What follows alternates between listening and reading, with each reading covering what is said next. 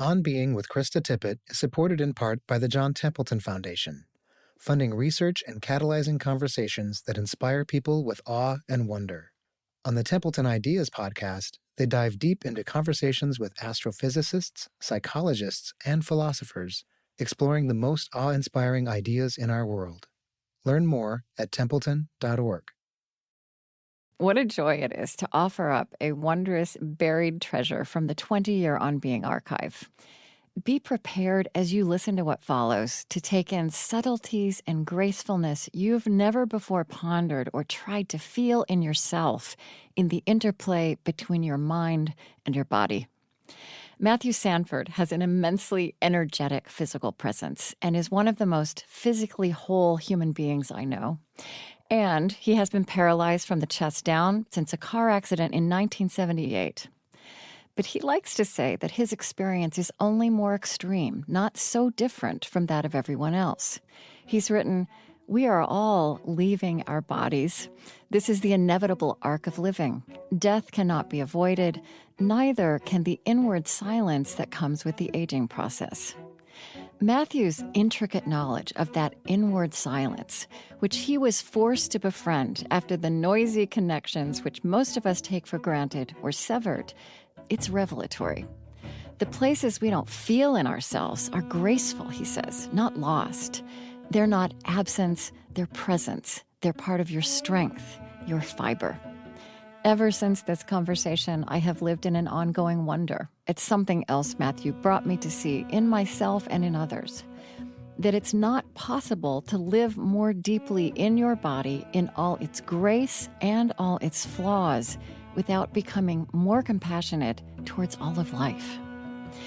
Yoga was his path to that compassion and the wholeness he exudes, and he is today an acclaimed teacher of yoga for people in all kinds of bodies. This conversation, in fact, got me into yoga, which has so nourished my life.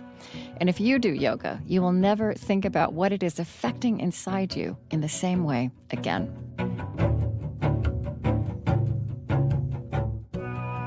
I'm Krista Tippett, and this is On Being. I sat with Matthew Sanford in 2006, just after he'd published his beautiful book, Waking, a memoir of trauma and transcendence. You know, a lot of people have a good story, or a lot of people I'm talking with even about a theme, their story is the backdrop, and I don't always think the way to do the interview is to have them tell the story, but I actually think with you, I think the story is the framework. And, you know, I want to jump in and ask you questions about what certain things mean and conclusions you've drawn about big subjects, but I really think I just want to start with having you talk about what happened to you in your life that changed you so much with your accident. I mean, the actual details? Well, just... I struggle with this question because everyone does, and I end up kind of giving a litiny of, here's what happened, blah, blah, blah. But well, just start the story, and we'll see where it takes us. But how old were you when you were in the car accident? I was 13 years old. I was sleeping in the car when it happened. So one of the reasons why it's called Waking is it literally was waking to another life. We were traveling from Kansas City, Missouri on the Sunday after Thanksgiving, because we spent Thanksgiving every year down with my mom's sister. And we were driving home, and it was 31 degrees and misty, and it seemed like a harmless day. And we were coming up on a bridge and hit a patch of ice, preferential icing. You hear about that in driver's ed. I didn't really know what that really was, but we just slid off the embankment. Went down, tumbled front to back 3 times in the car. My father and sister were killed.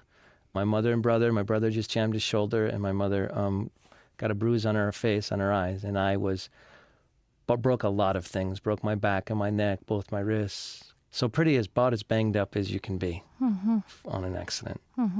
And it was pretty clear early on that you would be paralyzed, partially paralyzed, right?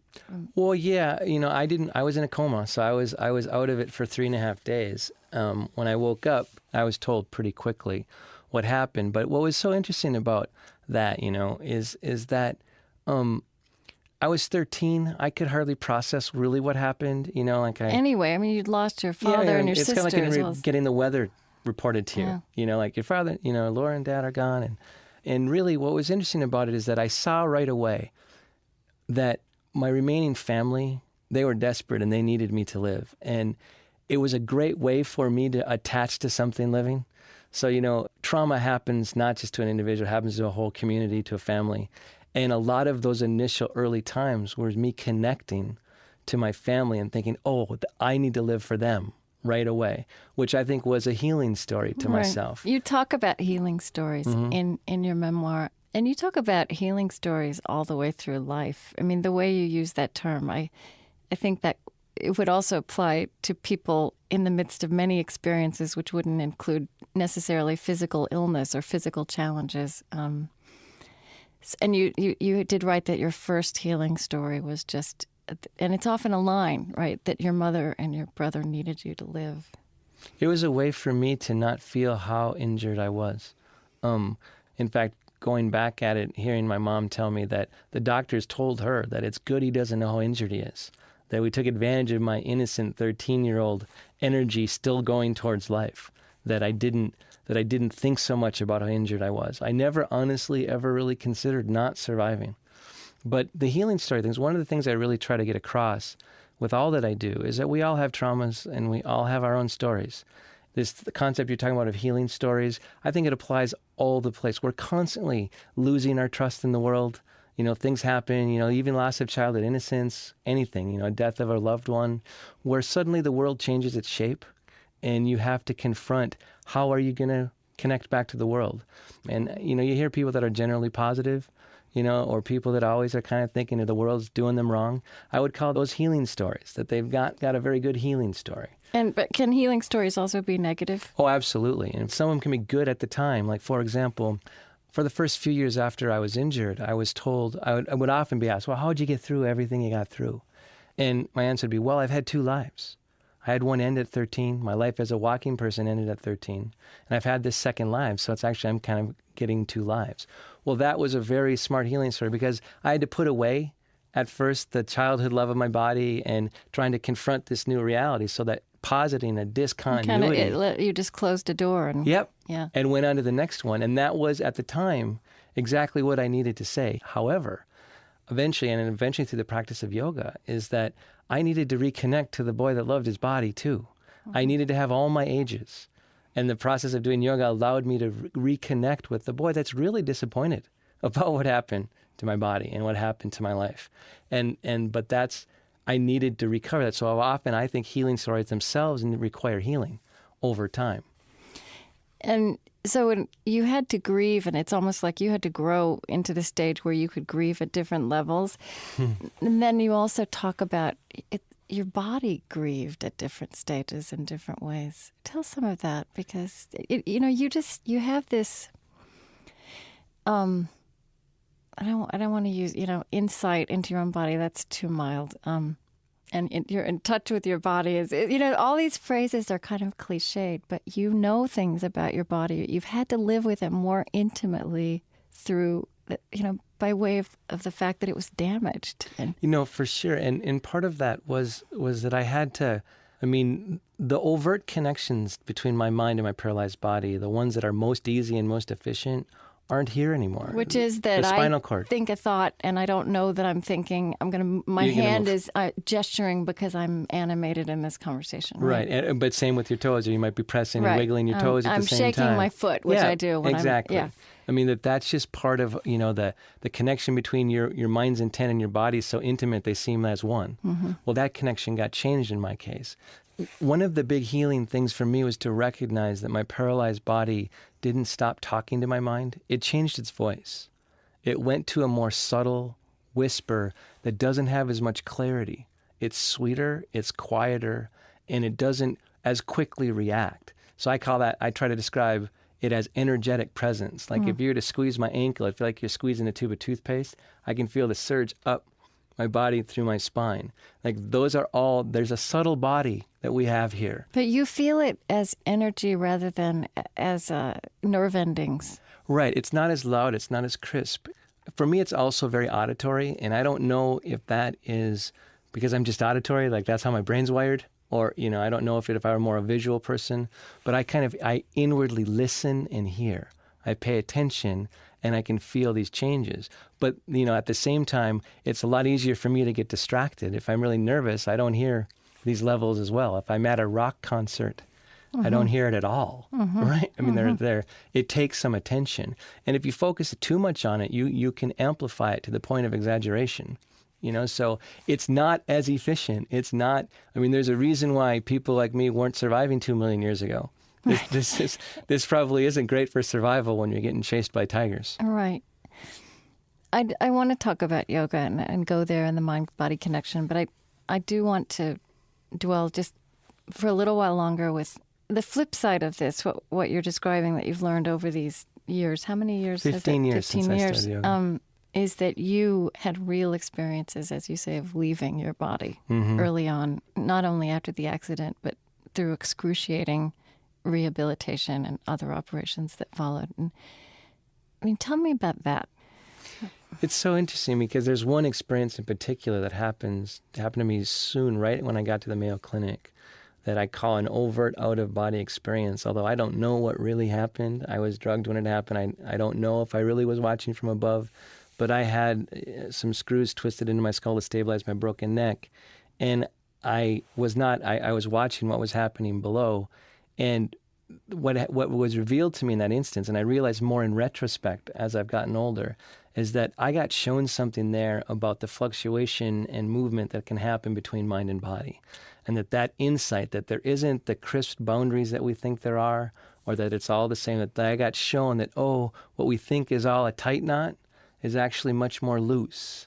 And so that insight got revealed to me early. And what ends up happening to me through the first 3 months, where there's a lot of corrective violence, Right. People don't get that hospitals are a violent place. Right. It's all good, and I wouldn't be here without it. Yeah. Corrective violence, way to counteract what happened to me. But you had to have your wrists broken again because they healed incorrectly. And the spine straightened and all the things that, literally, but, when you take a knife and cut someone open, even if you're using anesthesia, it's still really hard on the body. But what I did is I learned how intuitively, this wasn't like a conscious thing so much, it was a little bit conscious near the end. I learned how to disassociate from my body, that I learned how to move away from it to avoid pain. But one of the things that I think, my story, I think, is just more extreme. I think that we do that all the time through the course of our day. When we're daydreaming, when we're just kind of not paying attention and kind of off somewhere else, that we have that capability within our mind-body relationship, within our consciousness. I got shown that really early and in really dramatic fashion. And the question then became for me was, when I encountered then, after I start to feel better and I'm still in the hospital, but I'm aware enough to, what's going on here? I was being told over and over that I didn't have sensations. My sensation in my paralyzed body was over. And I kept to the doctors. I'd say, well, yeah, but I feel stuff. I feel tingling and kind of burning and itching. And, that's not exactly all the way gone. Yeah. And they were really worried that I'd think that would be helping me walk again, that would be like somehow my spine's regenerating, that the only healing they were focused on was like, if my spine couldn't regenerate, then the rest is just going to be lost. And those sensations, listening to my own experience, ends up being those sensations I were told weren't real then at 13, and I believed. You're only 13. You believe the adults around you. The innocence. And you believe doctors. All of us believe doctors when we're sick. Yeah. They're well-intending. But what ends up happening is that level of mind-body connection is not one that we recognize here. It ended up being the cornerstone of my yoga practice. But I think, getting back to your question, that I got shown something early in those early experiences. And what I only figured out over time was that it isn't just the ability to disassociate. We kind of all know that. We kind of, we know that kids were abused as children, can't remember, and that's just something that we can do. But what I found that was so amazing was the silence in those experiences. And then for me, with my particular injury being a mind-body injury at core, it's got a physical cause, but the real injury I live with is that my mind has a harder time being in my body than yours does. That was a form of silence too. That literally a level of silence or absence of normal sensation, silence got infused into my mind-body relationship. But I think that's happening to all of us. I think that's aging. That our mind-body relationship is changing over time.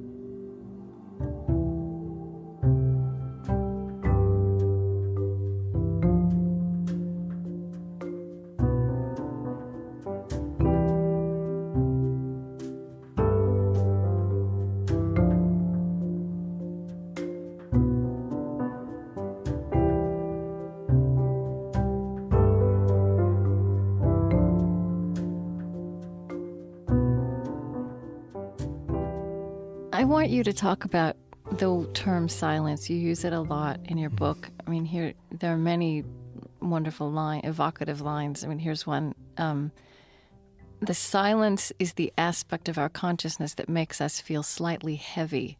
It is the source of our feeling of loss, but also of a sense of awe. In another place, you're talking about your dealing with physicians, and you say, this silence demands grace, not rupture. But really talk to me about what that silence is, because you're using the word in a completely particular way to your experience. Not an easy question. No, I know. Because I've been trying to define it's a it big many, word. many times. It's a big word, the way you use it. But part of what I try to do is make it seem more ordinary. When I do compare it to our experiences, like when you're washing your dishes for another day after another meal and you have that kind of quiet feeling, I think we all know what I'm talking about. You can kind of feel it when you feel beauty. It's the silence within us. Mm-hmm. And that literally, I mean, you could say it all sorts of ways. They're all different, and I would call them healing stories about how to get this out about our experience. I mean, think about one that doesn't light me up, but we're 90% empty space. Like literally what we think is full and embodied has a lot of empty space in it already. Mm-hmm. But I think that there's a dimension, like for example, when you learn to soften your organs of perception, let's say if I were to ask you right now to soften the inside of your mouth and in particular relax your tongue, something will happen to your perception inward in your body and you will hear something different. The world will suddenly get a little quieter. You'll feel a different kind of presence in you. That's what I mean by silence. And I do think it's an ordinary experience. I think that we have it all the time. We just don't recognize it. I think that's where stress lands. I think that there's an invisible aspect of our consciousness that's here that we need to manage better, we need to be more present with for a lot of reasons. Because I think this same silence, and this is the paradoxical insight that guides all my work, is that silence we're talking about both connects us to other people and separates. Mm-hmm. It goes either way. And I mean, the way I understand it, it also goes towards life or towards death. Or it is both. You know what I mean? It's not like the silence can only go towards life. In fact, I kind of think that level of absence that we carry within us, that I'm calling silence, is itself some level of dying or death that we carry within us. And so it's not that the silence can go away from it. I think in trying to listen, for example, to the silence of my paralysis, that it itself has texture, that it itself has life in it. And it's a kind of life that mixes. In a yoga pose, for example, you try to make what I would say the silence congruent with physical exertion. Not just physically exert with a lot of will, but trying to be aware enough to have all your spaces. To think about what you can feel in your body. You only feel a little portion of it. If I were to ask you to stretch your intercostal muscles right now, you wouldn't exactly know how to do that. Yeah. Like you have silence too in your mind-body relationship. If I'd ask you to lift your the arches of your feet directly, you wouldn't be able to do that. If you were to try to go there, you would encounter a wall, a brick wall. And now the question is it just a brick wall? Or if you start to listen and to be quiet, you can start hearing that brick wall. It isn't just a wall. It's a different quality of awareness that's residing within you. That in that silence, sounds can gain texture again. And I say in one place in the book, the moon might reveal itself, life reveal itself again, only darker. Right? I compare it to walking from a well-lighted room into a dark one. At first you can't see anything, but if you sit and you pause and you listen, usually there's enough light to get across the room. It's not going to be like turning the light back on. But in fact, the world gets this other kind of texture that makes it beautiful. It also makes it scary in the dark. It goes either way. Mm-hmm. Does that help? I'm still working on this silence. I'll keep going back at it. No, it's great. Tell me, embody it by telling me a couple of stories of how you became aware of the silence. Or when I started to see it in my body. See, that was one of the big breakthroughs that came to me through yoga, is that in a way I was aware of the silence. I still am. I mean, I've had a set of experiences in my life, and it's not just a car accident. There's a lot of trauma going through my story in the last 27 years. And it makes me feel separated. I feel a little bit like I've got a set of experiences that make me different than other people. I feel that separation, that gulf between, a lot of my close friends are now reading the Waking for the first time and knowing that I went through stuff that they're shocked at, that's always been between me and them, that there's been a gulf between us. That silence has always been there. But I think we all feel that. We all feel individuals. There's a whole movement of existentialism. It talks about the radical separation of the individual from everything else. Right. I think they're describing some of the same stuff that they're trying to put in context and into story, an experience that we all have, where we all move. But I think that what's happened to you is that with yoga in particular, you're kind of staring that straight on and not accepting it as a wall or as a separation. And to get to the practical answer to your question is that when I started to do yoga, there was a time where I knew I could feel stuff. I could feel the first time I met my yoga teacher. I was so lucky. Tell me that story about how you came to meet her or be doing this. Did you know you wanted to do yoga? No, I was having lots of pain in my body because my body has a lot of pain in it. But I was at a body work and she says, "Why don't you try yoga?" And it turned out that it had been the case that when I was little, my dad had been in a car accident, got whiplash, and tried to do some out of a book. So as a 5-year-old, I used to watch him before I was in kindergarten. I used to watch him do this stuff all by himself, and so I knew of it a little bit. But then when she said, "Why don't you try yoga?" I thought, I knew I wanted to be more in my body. I knew that I had lived a healing vision where I tried to overcome my paralyzed body, had to overcome my disability, kind of get my arms strong and drag my body through life. Right. And that had a consequence of making me feel way disconnected. And I know I needed to try something. And so I tried yoga because I thought, wow, a 4,000-year-old discipline that's about integrating mind, body, and spirit seemed like a good place to start. But then I got extraordinarily lucky. The first teacher I met, Joe Zukovich, that relationship, I know I would not be where I am now and been able to stick with it. I also hadn't had an extraordinary personal relationship with my yoga teacher and her family. They kind of just took me in because it was hard. Because I had a lot of things when I was first starting yoga, like I said, I was asleep in the car. I had no memory of that day at all. I had a lot of post-traumatic flashbacks, a lot of where I was encountered that my body had memory. And that body had stored it, right? Had stored it. And in fact, that I had left my body to avoid the pain. But what I had done is made my body absorb it alone. So as I started to reconnect to my body, I had to reconnect to the fact that not only was it conscious in a way that I hadn't thought was even possible. Yeah. I was in graduate school studying the mind-body problem and consciousness, and I thought I knew what I was doing, and suddenly my experience throws at me that my body's conscious in a way that it's got memory. Your body was alert to that car accident. I don't have any visual memory of that day. I can feel the skid off the bridge. I can feel where the blow came from. My lung was collapsing. I had trouble breathing. I can feel that angst. It's all in my body. And so I had to change. It's like a physical narrative rather than an exactly. oral narrative. And it completely changed my life. Where I went, I always had kind of sensed that. But what's ended up happening, and this gets back to your earlier question, is that what ends up happening is that silence that I used to disconnect, I start to realize is embodied in my paralysis. And that the paralysis is itself a teacher of presence to me. And I compare it to an artichoke. If you take an artichoke and you pull, as you eat an artichoke, you pull off leaf after leaf, thriving muscle off of my outer body, off of my legs after muscle, and eventually you get to the heart of the artichoke. That's what I think I experience in my paralysis. I experience what existence would be like before toil, before action. This is what it is when it just hums. And to whatever extent I can feel and intuit that, which I call energetic awareness or sensation, I'm getting a glimpse into a level of existence that we have a hard time hearing. And that's part of why I came back to tell my story.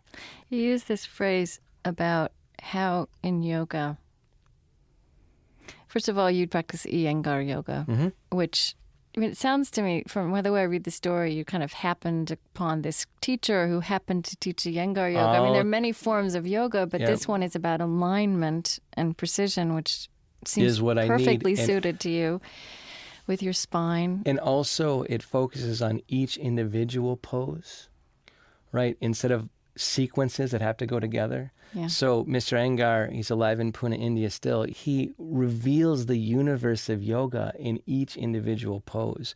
There's a level of depth and precision to it that's mind-boggling. But it was exactly what I needed because I could only do and start off with a few poses.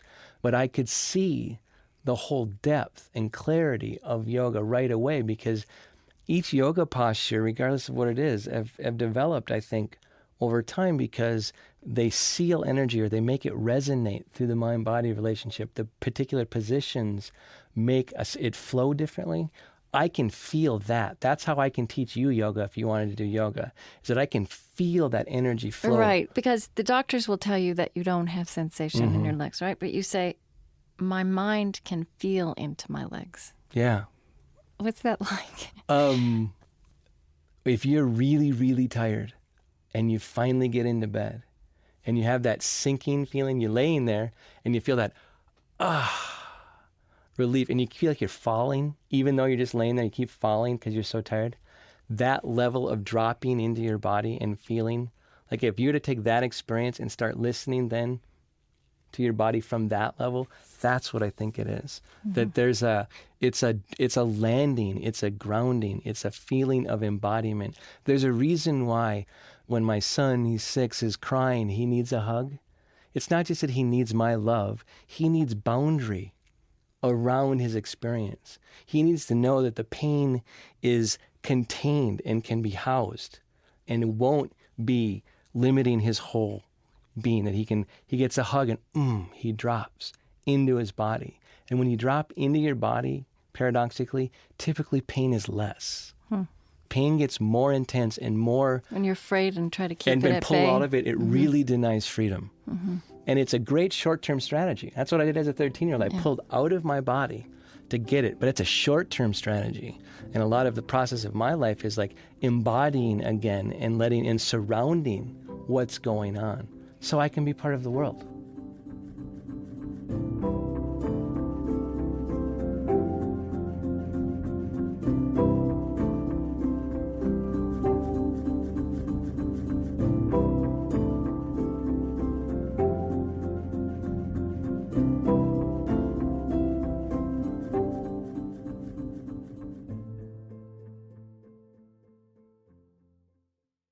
Support for On Being with Krista Tippett comes from the Fetzer Institute. Fetzer supports a movement of organizations that are applying spiritual solutions to society's toughest problems. Learn more at fetzer.org.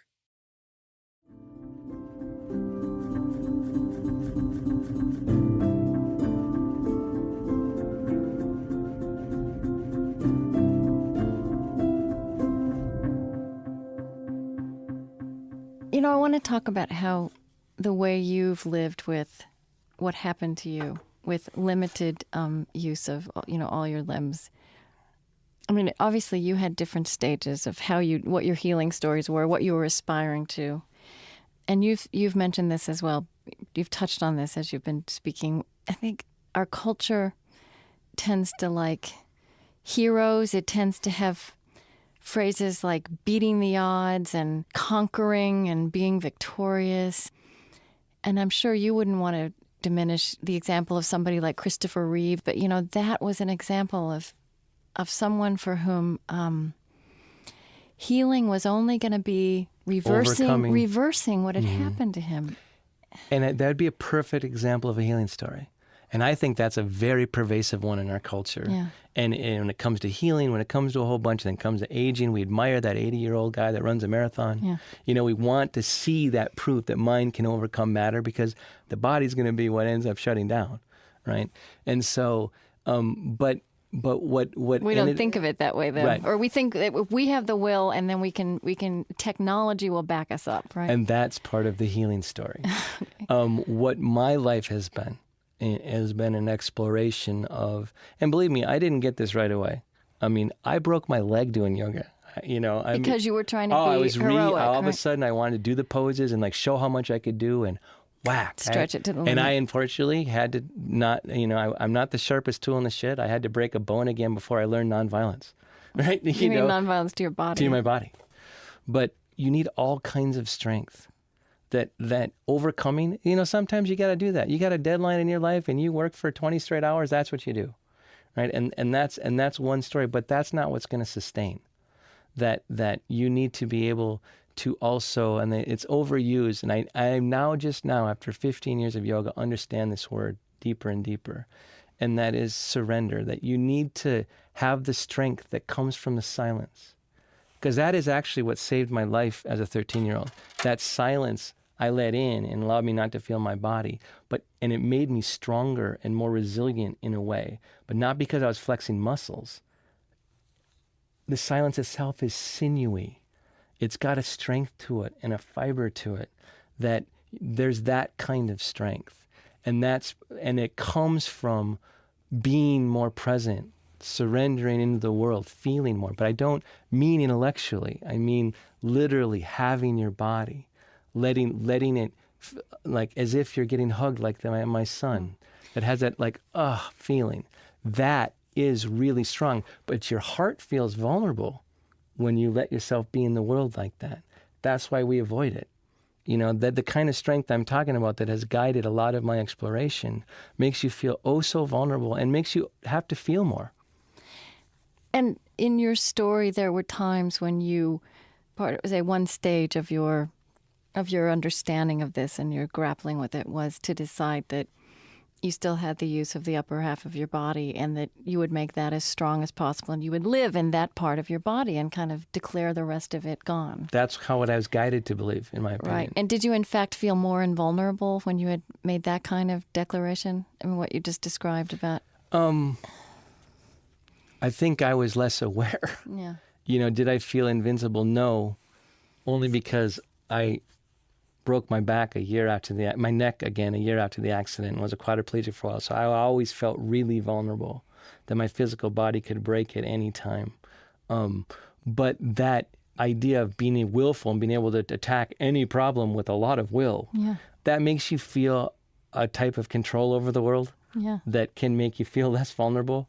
But I also know the unthinkable is possible, that no matter what you do, so that kind of story, and that's part of why I ended up probably doing yoga, is that on some level, that healing story of overcoming my disability, of dragging my body through life, I had already had an example that had made me see or opened me to the fact that the unthinkable is happening. You can have as much control as you want, but the world is so big.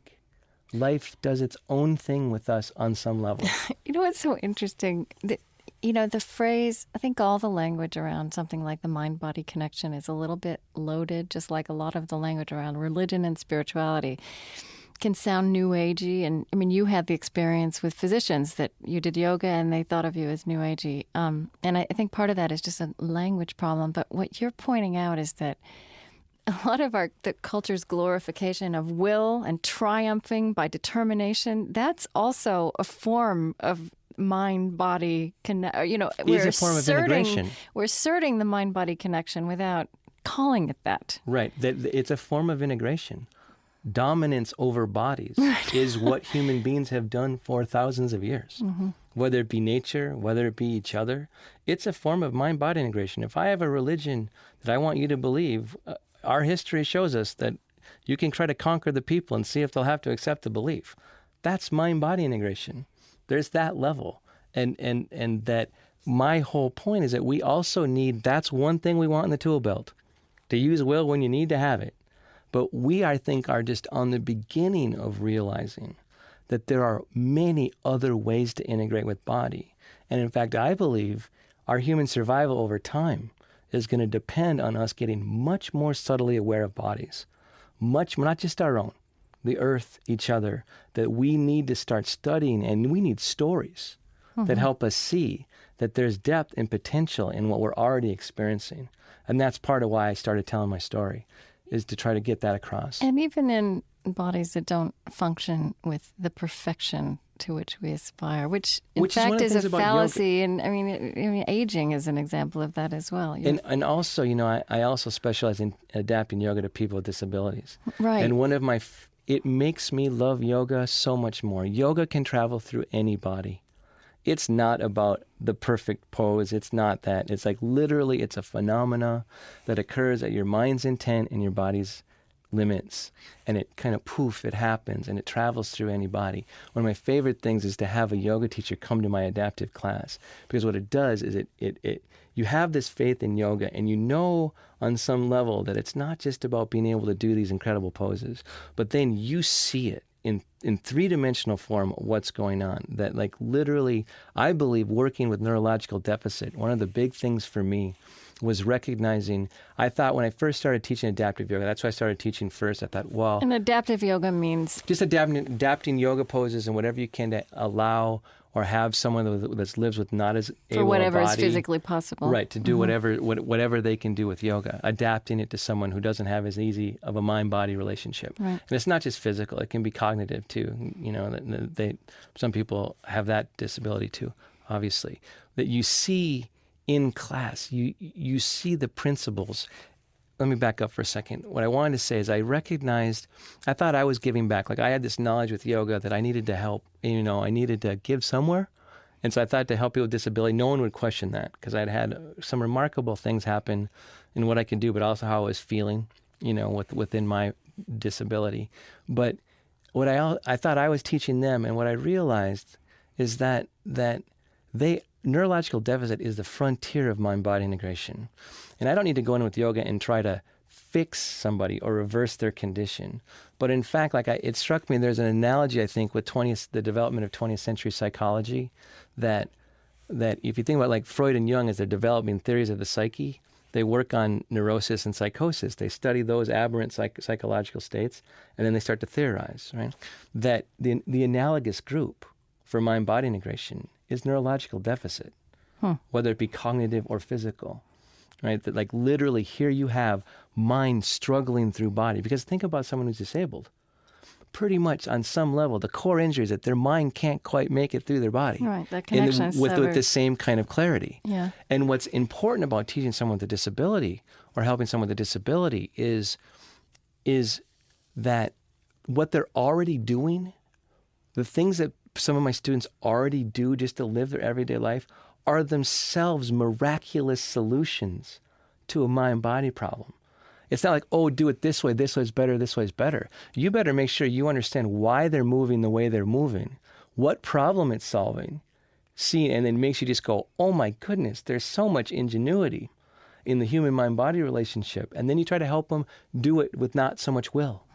That there's another connection between minds and bodies. So it's actually applied, everything I've been saying so far, it's really applied in a pressure cooker to mind-body relationships when you teach it with people with disabilities. I want to ask you about something you wrote. I have never seen anyone truly become more aware of his or her body without also becoming more compassionate. What's that about? What's that? Why is that? Well, it's just true. It's an observation. But why do you think it's true? I think it's true for a lot. I think exactly because of what we were talking about in terms of the silence separates you or connects you. I think that, in my opinion, when mind separates from body, we get more self-destructive. We get more destructive in general. If we're more separate from our own selves, are we more separate from others as well? I think so. I think that one does not go without the other. So as we're not as present in our body, for example, I would say that on some level, our attachment to capitalism and to money generation is actually a form of leaving our bodies. We think not about the river and how clean it is. We think about how much money we can make by dumping into it. We're thinking about other considerations, right? But like as we move away from our bodies, that we get more self-destructive. Well, as you move back through your body, especially when you've seen the disconnection that's possible, right? So like I got pulled apart, right? Yeah. I got stretched really thin through my traumatic experiences. And then as I come back and back through my body, that same silence that made me feel disconnected from people is what makes me feel so connected to people. That it's the same thing. And as you're more in your body, you do feel more connected to people. You don't think you think about the importance of other life. You're here. It's beautiful. It's subtle. It's all one big thing. And so I think that the simple answer to your question is that as you move back into your body or more deeply into your body, it makes you in contact with the world more.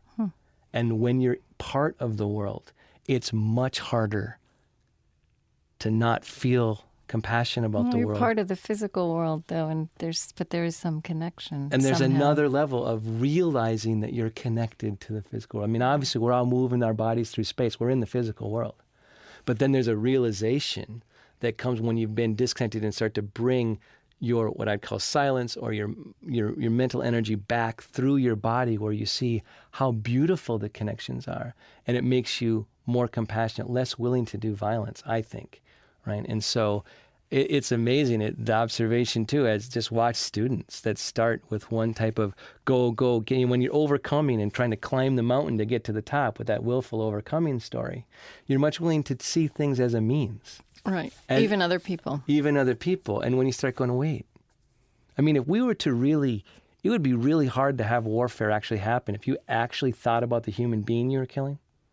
If you're actually connected as a human being to the person you're in combat with, that would be really hard. Mm-hmm. You know, like and when you realize that they're mothers and daughters, whenever I hear of any trauma, I know of, because of my experience, the impact that someone dying has on everybody. That's a father, that's a son, that's a whole bunch of human webs of interaction. When you start to feel that through your body and not just intellectually, it deepens your connection. And I think makes you, over time, become more compassionate. At least that's my hope.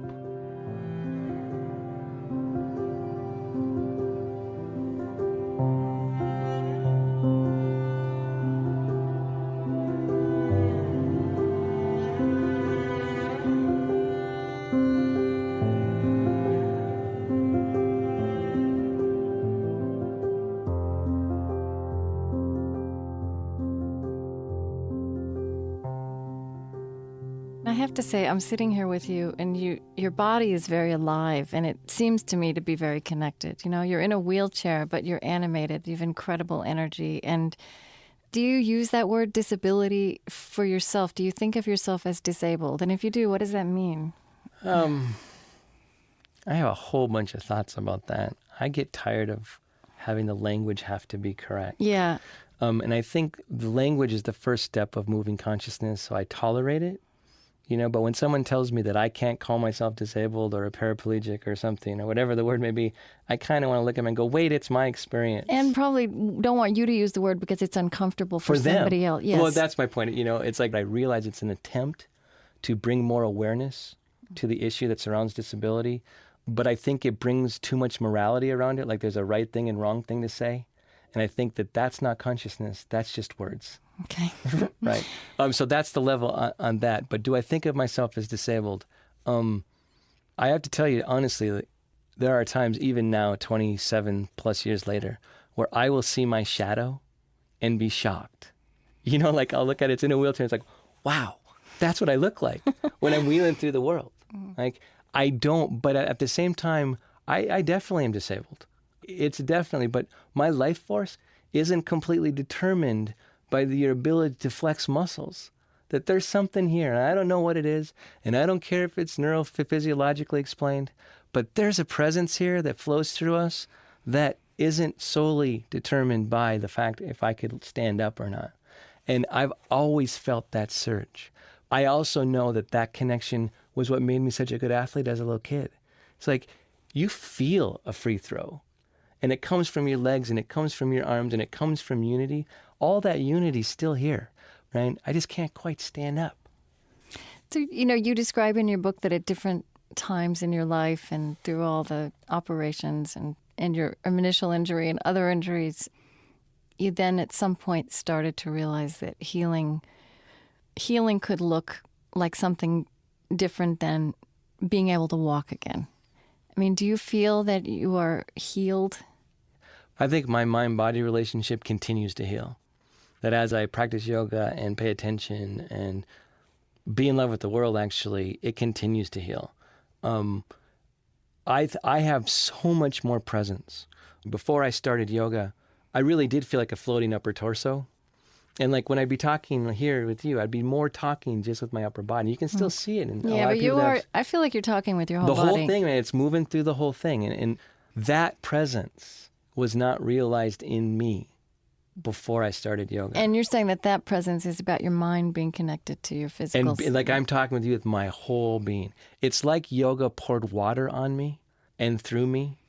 And I was really dry and kind of tired before, and that there was so much more here that needed to just kind of be here, right? And so I practice yoga not just to become like really great at yoga poses. I practice yoga to feel this level of connection, this that it is so much more connected than we think. Is there a more defined or another spiritual aspect for you to the practice of yoga? Let me ask the question this way. The silence that we've talked about before, this inner silence that you feel you live with now, you engage. Is that also another way to talk about the human spirit, or how do you think about the human spirit? Anything that you don't know how to explain and want to call spirit to me is like it's been a conceptual placeholder through time of whatever we don't quite understand, right? And so that is for sure part of it. I do think or feel, to talk it on another level for a second, I think the silence within us is what religion and politics and science have been competing for. Like literally, Okay. There's been a competition in institutions for a very profound and powerful aspect of human being, right? And whichever one should win out, I don't even know. But that space, that dimension of us, I'll call it spirit. That sounds great. I just know it's here. Right. And if I just think that whether or not I can lift my leg is going to be the sole determinant of whether that space is here, I'm living in too small of a world. That it's not quite like that. It's not so determined. There's something about us that's kind of amorphous too in our presence. I think that's why some people are charismatic. Some people, who knows? Right. In our language, it shows that we already kind of recognize this phenomena. There's something here, and cash it out however you want. But I'm just glad it's here. Yeah, you say at one point in your memoir that you completely disagree when people say, my body is failing me. I'm in my 40s too. People start to say this after they're 40. It's your eyes or your knees. But you really you say that that's absolutely wrong. And I say that, and it's full of grief for me, because I took advantage of my body as a 13-year-old by leaving my body to absorb all the trauma that it did. And one of the lessons that I've learned is it was my body that kept me living. Your body, for as long as it possibly can, will be faithful to living. That's what it does. Even despite the fact that it's that there's decay that comes with age. It's because my body didn't ask to get hammered and break and have its spine shredded and many bones broken. And it went, okay, let's regroup, let's go. And only a little part of my body didn't heal. Only, an inch or two of my spinal cord was not able to regenerate. It went to work, right? And that's what it'll do. It might get confused. It might know not how to grow the right cells. But I'm telling you, it's moving towards living for as long as it possibly can. And how does that make you think about how we might approach honor, or if we know that about our bodies, even as we age, even as there are things happening in them that we don't like, how might we live differently in that awareness? There's a thing in yoga, it's called pranayama, it's yogic breathing. And you breathe in a yoga pose for the spaces, I believe this, for the spaces that you can't feel. You don't just breathe for the bicep that you can really flex. You are trying to get life force through the spaces you can't feel. When you do, your balance increases, your strength increases, your flexibility increases. I think that when you talk about in terms of honor, if that's a healing story you want to tell about honoring your body, but don't make that a moral insight, like, oh no, I better only eat this or not that, and getting all caught up in. And that is the other way we do it, and that's too. the other way we do it. We work until we think that's a moral insight. So grace, I like grace, honoring has more weight in it in some ways. Or responsibility to my body, that, boy, doesn't inspire me at all. You're saying be graceful with your body? Is that what you mean? Or know that the places you don't feel in you are graceful. They're not loss. They're not absence. They're part of your strength, of your fiber. In a piece of wood, it's not just the grains of wood. It's the empty space and spaces between the grains of wood that make it strong. It's both. And so the world gets lighter and easier when you include more of yourself here. Right? You house more space than your mind will ever know. And how do you deal with those parts of your body that you don't like what's happening to them? The skin that's aging, the knees that hurt. I mean, those are minor problems compared to the pain that you... No, but I'd like to say in every particular instance, I'm great at it. No, this is hard. This takes patience. This takes, it takes showing up every day. I'd like to tell you there's a one magic insight and suddenly it's all easy. No, it's work like everything else. I think more deeply, but differently than most people. How much my body has absorbed and moved towards living still. So I look at, I have places, skin on my body, old pressure sores and old stuff that happened that you can see the skin is struggling to stay and hold. It's not holding, dang it. I feel like, man, it's working as hard as it can. There's that type of feeling that I have now. And I didn't used to have that, but, looking at, rather than how your mind-body relationship or your being is moving away from life, instead looking at it as how it's staying connected to life. Again, I think healing stories are so important. Right there, you got a basic one right there. How are you going to see it?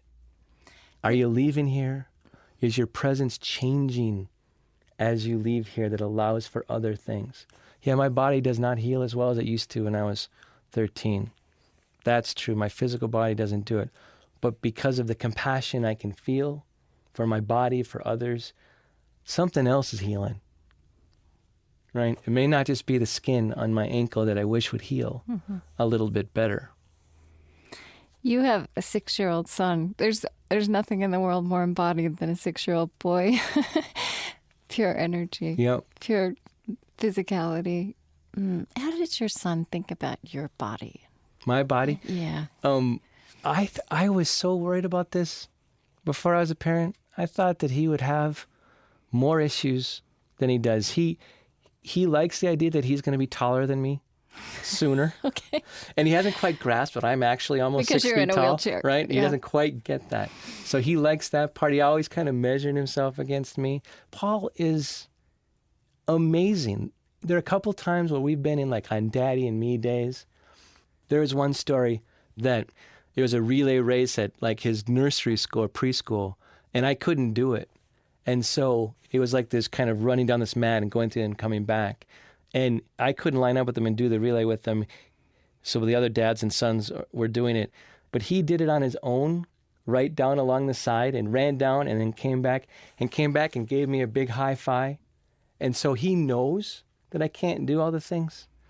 But when he came back and high-fived me and went, hey, we did it anyway, it was like silence and love.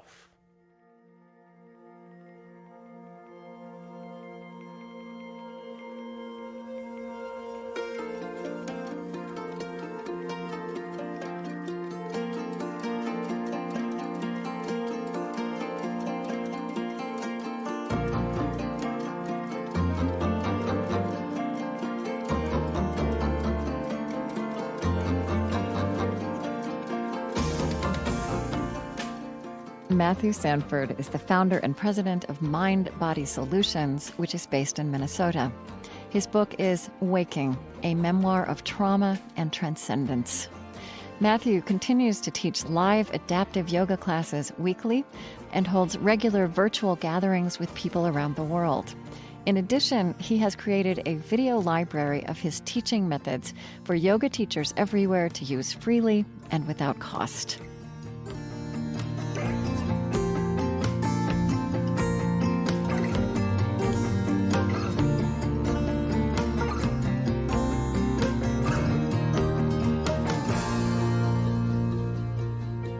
The On Being Project is Chris Heagle, Loren Drummerhausen, Eddie Gonzalez, Lillian Vo, Lucas Johnson, Suzette Burley, Zach Rose, Colleen Scheck, Julie Seipel, Gretchen Honnold, Podrigo Tuma, Gautam Shrikishan, April Adamson, Ashley Herr, Amy Chatelaine, Cameron Musar, Kayla Edwards, Tiffany Champion, Juliet Dallas-Feeney, Vanessa Hale, and Andrea Prevost.